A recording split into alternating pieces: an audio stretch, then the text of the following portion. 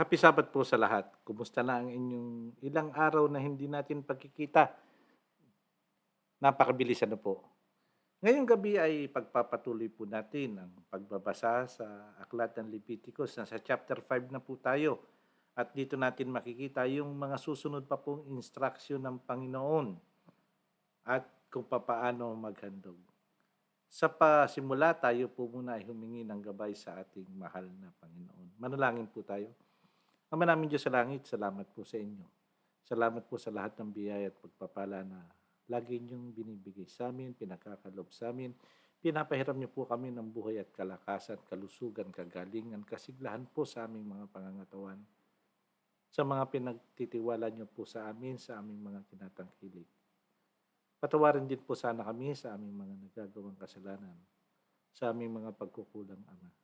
Sana po sa gabing ito, sa aming pagbabasa ay samahan kami ng banal na Espiritu upang kami po ay makaunawa at makaintindi sa mga nais niyong ipaabot sa amin.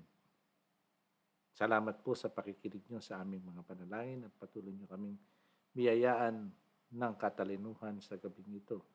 Ang lahat po hinihiling namin sa pangalan po ng aming Panginoong Hesus. Amen. Simulan na po natin. Leviticus 5:1 hanggang 19. Kung ang isang tao'y pinatawag sa hukuman para sumaksis sa pangyayaring kanyang nakita o nalalaman at siya'y tumanggi, may pananagutan siya. Kung may nakahipo ng anumang bagay na itinuturing na marumi, katulad ng mga patay na hayop na marumi, siya'y nagkasala at naging marumi kahit hindi niya alam na nakahipo siya. Kung siya'y nakahipo ng mga maruming bagay ng tao, kahit hindi niya alam na siya'y naging marumi, ituturing pa rin nagkasala siya kapag nalaman niya. Kung ang isang tao ay nanumpa ng pabigla-bigla, mabuti naman o masama man ang kanyang sinumpa, siya'y nagkasala kapag nalaman niya ang kanyang ginawa. Kapag nalaman ng isang tao na nagkasala siya sa alinman sa mga nabanggit, kinakailangang ipahayag niya ang kanyang kasalanan at bilang kabayaran sa kasalanang nagawa niya, maghahandog siya sa Panginoon ng babaeng tupa o kambing bilang handog sa paglilinis. Ihahandog ito ng pari para matubos siya sa kanyang kasalanan. Pero kung hindi niya kayang maghandog ng tupa, maghahandog siya ng 2 kalapati o 2,000 na bato-bato bilang kabayaran sa kanyang kasalanan. Ang isa'y bilang handog sa paglilinis at ang isa'y bilang handog na sinusunog. Dadalhin niya ito sa pari at ang unang ihahandog ng pari ay ang handog sa paglilinis. Pipilipitin ng pari ang leeg ng ibon pero hindi ito puputulin.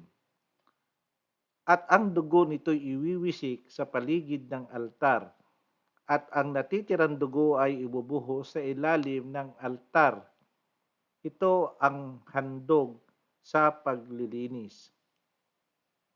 At ihahandog din ng pari ang isa pang handog na sinusunog ayon sa paraan ng paghahandog nito. Ganito ang paraan na gagawin ng pari para matubos ang tao sa kanyang kasalanan at patatawarin siya ng Panginoon.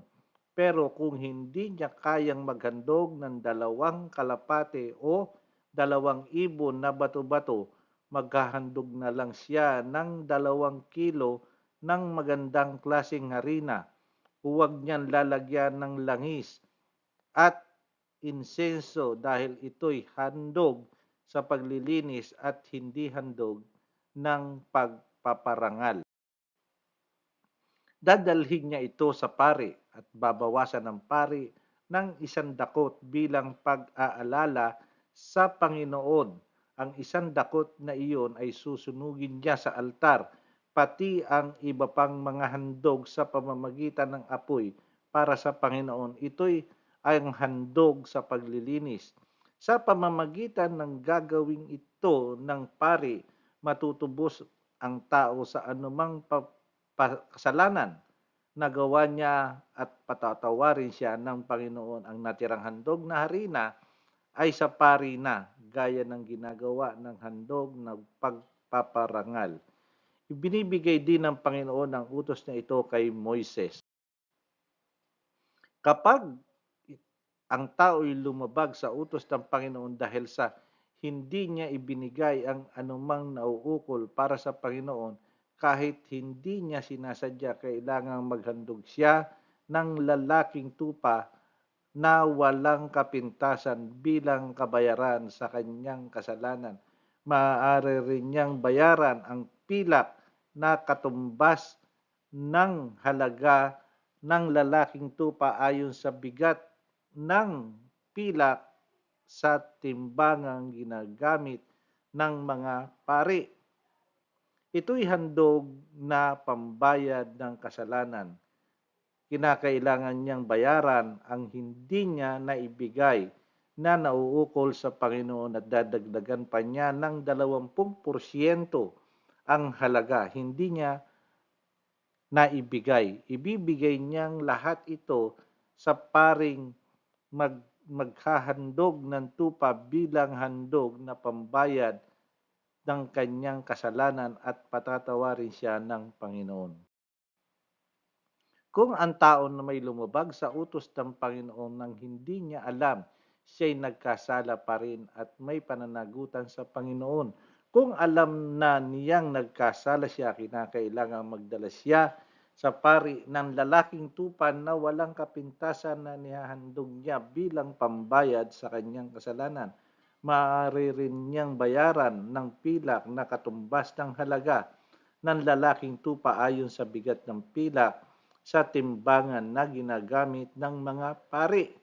Sa pamamagitan ng gagawing ito ng pari, matutubos ang tao sa kanyang kasalanan, hindi sinasadya at patatawarin siya ng Panginoon.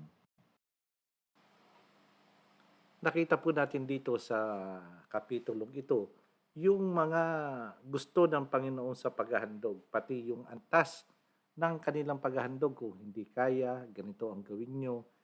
Kung papaanong ihahandog yung mga bagay-bagay na naaayon sa kanyang banal na kalooban. Sa panahon po ngayon ay wala na yun.